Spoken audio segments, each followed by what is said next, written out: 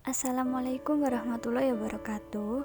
Kami dari kelompok 3 akan mempresentasikan tentang sumber data, responden dan instrumen analisis hukum. Dengan nama kelompok yang pertama, Oktora Putri Kirana, yang kedua Siti Hamia, yang ketiga Swantika Indi Prameswari, dan yang keempat Siti Romla. Pembahasan materi. Yang pertama, sumber data. Yang kedua, responden atau narasumber. Yang ketiga, pengumpulan data analisis hukum atau metode pengumpulan data. Yang keempat, instrumen pengumpulan data analisis hukum. Dan yang kelima, analisis data dan kesimpulan. Sumber data.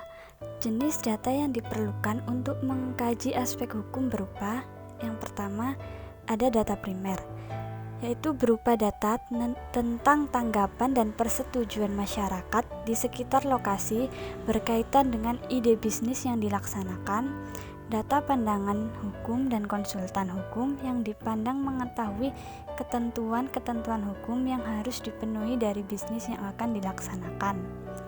Kemudian yang kedua, ada data sekunder, yaitu berupa data tentang hukum bisnis, peraturan perundang-undangan, pendirian usaha, dokumen-dokumen hukum, dan persyaratan untuk memperoleh perizinan.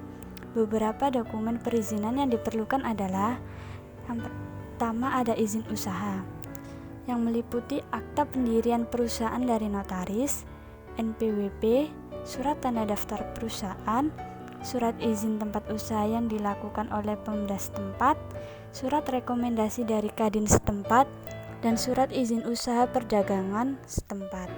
Kemudian yang kedua, ada izin lokasi, yang meliputi sertifikat atau akta tanah, bukti pembayaran pajak bumi dan bangunan yang terakhir, rekomendasi dari RT atau RW, rekomendasi dari kecamatan, dan kartu tanda penduduk atau KTP pemrakarsa. Responden atau narasumber untuk menggali data yang berkaitan dengan aspek hukum, pengumpulan data dapat dilakukan terhadap pihak-pihak berikut, yaitu ada 5. Yang pertama, masyarakat sekitar lokasi. Yang kedua, praktisi hukum. Yang ketiga, bagian hukum pemerintah daerah yang bersangkutan. Yang keempat, kantor pelayanan perizinan dan inventasi atau kantor penanaman modal daerah yang bersangkutan. Dan yang terakhir, perbankan atau lembaga keuangan lainnya. Metode pengumpulan data. Pengumpulan data untuk analisis aspek hukum pada studi kelayakan hukum bisnis dilakukan dengan cara-cara berikut. Yang pertama, dengan wawancara. Yang kedua, dengan studi dokumentasi. Untuk metode pengumpulan data dengan wawancara dilakukan dengan melakukan wawancara terhadap masyarakat sekitar, pihak kelurahan atau desa, konsultan hukum, pihak kantor pelayanan dan investasi KPPI daerah setempat. Yang terakhir, terhadap perbankan atau lembaga keuangan lainnya. Untuk studi dokumentasi dilakukan untuk mengetahui kelengkapan perizinan yang harus dipenuhi untuk menjalankan usaha dan kelengkapan usaha, dan kelengkapan jaminan jika bisnis dibiayai dengan pinjaman. Instrumen pengumpulan data. Instrumen pengumpulan data yang digunakan untuk analisis aspek hukum studi kelayakan bisnis adalah 1. Pedoman wawancara. Pedoman wawancara digunakan sebagai panduan pada saat wawancara untuk menghindari adanya data yang perlu ditanyakan, tetapi terlewat tidak ditanyakan. Pada contoh tabel 2.5, pedoman wawancara aspek hukum dapat dilihat di tabel tersebut. Yang kedua, checklist kelengkapan dokumen, di mana checklist ini digunakan untuk meneliti tingkat kelengkapan dokumen yang diperlukan untuk menjalankan rencana usaha yang akan dilakukan. Di mana yang sudah dijelaskan pada tabel 2.6, checklist kelengkapan dokumen aspek hukum. Jika dari hasil wawancara diperoleh informasi bahwa bentuk badan hukum yang paling sesuai adalah perserikatan komanditer, selanjutnya dokumen yang diperlukan untuk mendirikan perserikatan komanditer diidentifikasi dengan bantuan checklist berikut. pada tabel 2.7 yaitu checklist kelengkapan pendirian perserikatan komanditer. Untuk dapat mengajukan izin prinsip dan beberapa perizinan lainnya, maka badan usaha tersebut harus memiliki NPWP.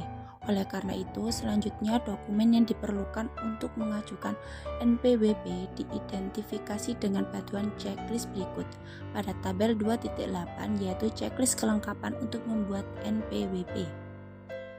Untuk dapat memulai kegiatan operasional, maka suatu CV harus memiliki izin prinsip. Untuk mengajukan izin prinsip diperlukan beberapa dokumen. Checklist untuk mendeteksi kelengkapan memperoleh izin prinsip adalah sebagai berikut. Pada tabel 2.9 yaitu checklist kelengkapan untuk memperoleh izin prinsip. Untuk dapat menggunakan tanah untuk keperluan usaha, izin lokasi diperlukan untuk mendeteksi kelengkapan dokumen izin lokasi digunakan bantuan checklist sebagai berikut. Pada tabel 2.10 yaitu checklist kelengkapan dokumen untuk memperoleh izin lokasi. Untuk dapat mendirikan bangunan dalam rangka menjalankan usahanya, diperlukan adanya izin mendirikan bangunan. Pada tabel 2.1 yaitu checklist kelengkapan untuk memperoleh izin mendirikan bangunan. Pada umumnya kegiatan bisnis dapat menimbulkan gangguan, maka diperlukan adanya izin gangguan. Untuk mendeteksi kelengkapan dokumen izin gangguan digunakan bantuan checklist pada tabel 2.12 yaitu checklist kelengkapan untuk memperoleh izin gangguan. Untuk dapat melakukan kegiatan usaha perdagangan, suatu bisnis harus memiliki surat izin usaha perdagangan. Untuk mendeteksi kelengkapan dokumen untuk memperoleh surat izin usaha perdagangan, pada tabel 2.13 yaitu checklist kelengkapan untuk memperoleh surat izin usaha perdagangan. Sedangkan untuk memperoleh pengesahan, maka perusahaan harus memiliki tanda daftar perusahaan. Checklist untuk mendeteksi kelengkapan persyaratan memperoleh tanda daftar perusahaan ada pada tabel 2.14 yaitu checklist kelengkapan untuk memperoleh tanda daftar perusahaan. Jika bisnis bergerak dalam bidang industri, maka harus memiliki surat izin usaha industri. Checklist untuk menguji kelengkapan dokumen izin usaha industri adalah sebagai berikut pada tabel 2.15 yaitu checklist kelengkapan untuk memperoleh izin prinsip. Jika bisnis yang akan dijalankan dibiayai dengan kredit, maka diperlukan beberapa dokumen untuk memperoleh kredit. Pada umumnya, dokumen yang diperlukan untuk memperoleh kredit dapat diidentifikasi dengan checklist pada tabel 2.16 yaitu checklist kelengkapan dokumen untuk mengajukan kredit.